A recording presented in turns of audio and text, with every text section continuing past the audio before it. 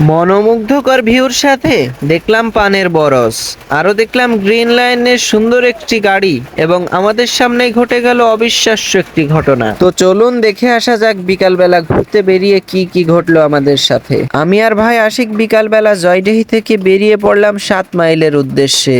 এখনো আছি আমরা সেই জয়ডেহিতে, যেখান থেকে বাগেরহাট 40 কিলোমিটার, মোংলা 57 এবং সাতক্ষীরা 95 কিলোমিটার। বিশ্ব রোড ধরে একটু সামনে এগোতেই দেখি খুব সুন্দর একটি তেলের পাম্প। সেখান থেকে অল্প একটু সামনে এগোতেই দেখি দুইটা এনা পরিবহনের একই গাড়ি আমাদের সামনে দিয়ে ক্রস করলো। কি অসাধারণ দৃশ্য, তাই না? যেটা সচরাচর দেখা মুশকিল। ঠিক তার একটু সামনে এগোতেই দেখতে পেলাম গ্রিন লাইনের একটি সুন্দর এসি বাস। প্রায় 40 মিনিট হাঁটার পরে আমরা দুই ভাই পৌঁছে গেলাম 7 মাইল ব্রিজের উপরে, যেটা আপনাদের কাছে দেখলে সাধারণ ব্রিজ মনে হতে পারে, কিন্তু এই ব্রিজের একটা রহস্য আছে। এই ব্রিজের উপরে বসে বসে নাকি আপনি যাই চিন্তা করবেন বাস্তবে তাই ঘটে যাবে। তাই আমি চিন্তা করলাম আর্জেন্টিনা যেন এবার কাপ নিতে না পারে। তারপরে ভাই আশিক বলল, চলো তোমাকে আরেকটা ব্রিজের কাছে নিয়ে যাই। এবার দুইজন কাঁচা রাস্তা ধরে চললাম আরেকটা ব্রিজের উদ্দেশ্যে, এবং আশেপাশের ভিউটা এত সুন্দর লাগছিল, মনে হচ্ছিল যেন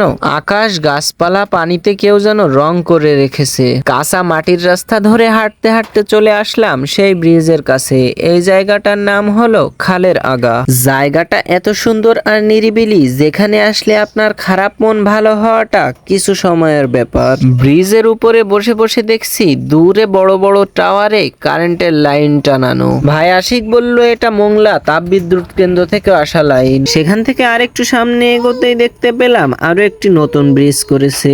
ব্রিজ দেখতে দেখতে অতিষ্ঠ হয়ে যাওয়ায় ভাই আশিককে বললাম, চলো এবার বাসার উদ্দেশ্যে রওনা করি। সেখান থেকে হাঁটতে হাঁটতে দেখতে পেলাম পিঁপড়াগুলো সারিবদ্ধভাবে রাস্তার এপাশ থেকে ওপাশে যাচ্ছে, মনে হচ্ছে খুব সুন্দর একটি ট্রেন লাইন। তারপরে একটু সামনে এগোতে এই ভিউটা দেখে মনে হচ্ছিল প্রকৃতি নিজেই এটাকে এত সুন্দর করে সাজিয়ে রেখেছে।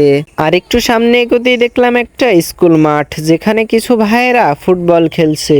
তারপরে একটু সামনে আসতেই দেখি একটা পানের বরজ। আসলে আমার কাছে পানের বরজটা অসাধারণ কিছু, কেননা আমাদের রামপাল মংলাতে সচরাচর পানের বরজ খুবই কম। এবং ফাইনালি আমরা আবার চলে আসি জয়ডিহিতে, আমাদের বাসার কাছে সেই ফুটবল মাঠে।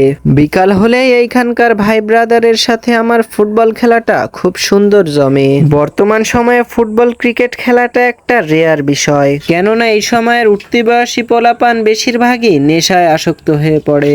তো ভিডিওটি কেমন লাগলো অবশ্যই কমেন্ট করে জানাবেন, এবং এমন সুন্দর সুন্দর ভিডিও পেতে অবশ্যই ফলো করে পাশে থাকবেন। সবার জন্য অনেক অনেক ভালোবাসা রইল। আসসালামু আলাইকুম।